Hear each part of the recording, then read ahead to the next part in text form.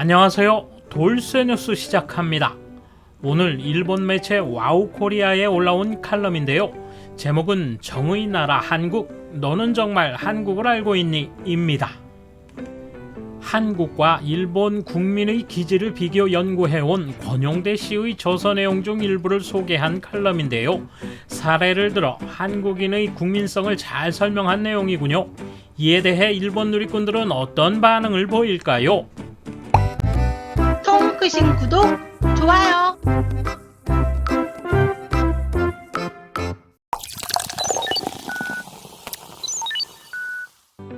한국인은 분명히 말한다. 슈퍼에 맥주를 사러 갔는데 아내가 좋아하지만 구하기 힘들다던 땡땡표 토마토 주스가 눈에 띄자 신이 나서 사왔습니다. 집에 와서 자랑스럽게 당신이 좋아하는 걸 샀다고 내밀었어요. 기쁘다, 잘했어, 기억해줘서 고마워 라는 말이 돌아올 걸 기대했지만 그거 너무 달아서 땡땡표로 바꿔서 당신이 마셔요. 더 이상 말은 없다. 이 얼마나 무뚝뚝한 반응입니까? 한국에서 태어나 자란 아내라 익숙하긴 하지만 일본 정서 안에서 자란 이몸에게는 상대의 취향을 고려한 행위였던 만큼 섭섭한 말이었습니다. 비록 마시지 않아도 사온 성의에 모처럼 사왔는데 고맙다, 다른 제품으로 바꿨어, 미안해 라고는 말할 수 없어도 마음씨 좋은 일본의 여성이었다면 자신을 생각해준 상대의 기분을 생각해 고마워, 나를 위해 기억해줘서 라고 말할 것이 분명했습니다. 이렇게 제 아내뿐만 아니라 한국인들은 비교적 매사를 분명하게 말합니다. 아내에게 모처럼의 성의에 보답하는 말 정도는 할 수 없느냐고 추궁하면 반드시 그때는 어색할지도 모르지만 확실히 말해놓아야 또 같은 것을 사오는 과오를 일으키지 않는다라고 단호히 대답했습니다. 나 같으면 그때는 감사하고 나중에 실은 이라고 배려하는 것이 베스트라고 생각합니다만 왜 그렇게 번거로운 일을 하는 거야? 라는 말을 듣기 십상입니다. 이렇게 얘기하면 여러분들께서 네 아내가 특별하다고 하실 수도 있겠지만 한국 드라마를 좋아하시는 분들은 이해하실 겁니다. 남자와 대등하게 말다툼을 하고 한치도 물러서지 않아요. 심한 경우 상대방에게 물을 뿌리는 장면도 나옵니다. 현실 세계에서는 역시 드문 일이지만요. 보고 있는 한국인들은 그리 이상하다 생각하지 않아요.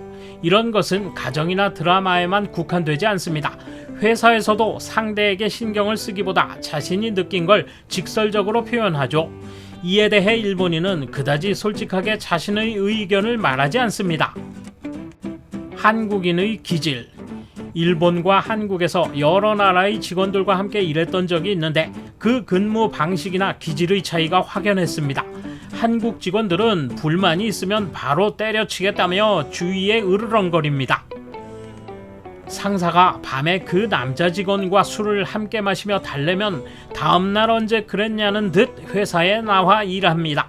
그런데 일본 직원들은 불만이 있어도 말없이 버티다가 한계라고 생각될 때 갑자기 사표를 씁니다. 그렇게 되면 설득해도 소용없습니다. 내가 사표를 낼 때까지 왜 눈치채지 못했나? 날마다 무슨 관리를 했는가? 라고 말하는 것 같고 이후 일본 사원에게는 머리를 잘랐네, 그 옷 꽤 어울린다, 생일 축하해, 안색 나쁘네, 왜 그래? 등 날마다 세심하게 신경을 쓰게 되었습니다. 그런 점에서 한국의 직원들은 과도하게 자기 표현을 많이 하기 때문에 세심하게 신경 쓸 필요는 없지만 무슨 일이 있을 때는 최선을 다해 관리합니다. 특히 사원이 상을 당하면 회사가 총출동해 돕습니다.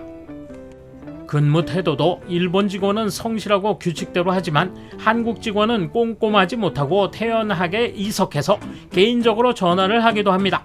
그러나 만일의 경우엔 놀라울 정도로 집중해서 일을 착수해 처리합니다.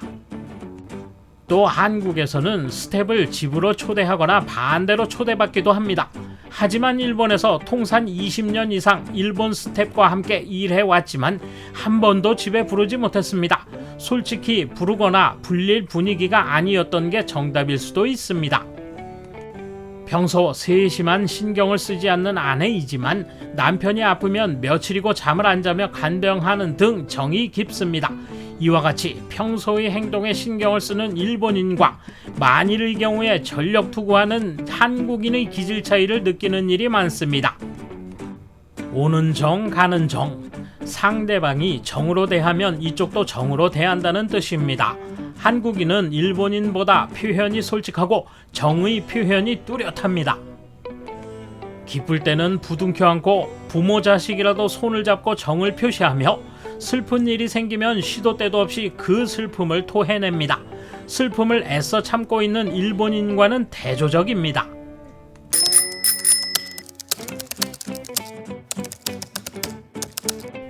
한국에 국한된 게 아니다. 일본과는 다른 문화, 사고방식임을 알아야 한다. 더욱이 스스로 일본인이라면 이렇게 하니까 타국의 상대도 반드시 그렇게 대답해 줄 거라 생각하지 않는 것이 중요하다. 특히 한국은 약속의 개념이 많이 달라서 한국과의 외교에 대해 서로 다가가면 머지않아 이해하게 될 거라고 생각하는 것은 잘못이라는 것이다.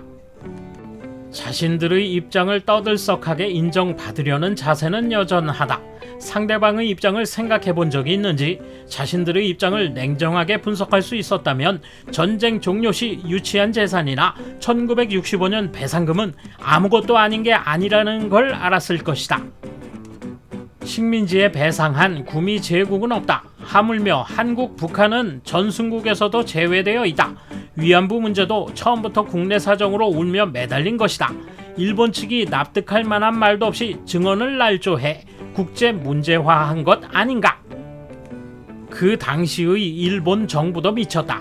아직 살아있으니 국회에 고노씨 등을 소환해 담화를 낸 근거를 증거로 설명해 주기 바란다. 무덤까지 가져갈 얘기가 아니다. 무책임하기 짝이 없는 짓이다. 만약 공상에 의한 조작이라면 일본의 장래를 어떻게 책임질 것인가? 미국이나 독일에 동상을 세우는 시끄러운 나라다. 이대로 놓아둘 수 있는 일이 아니다. 오는 정 가는 정이라. 한일 스와프에서 아소씨가 경로했던 일이 생각났다.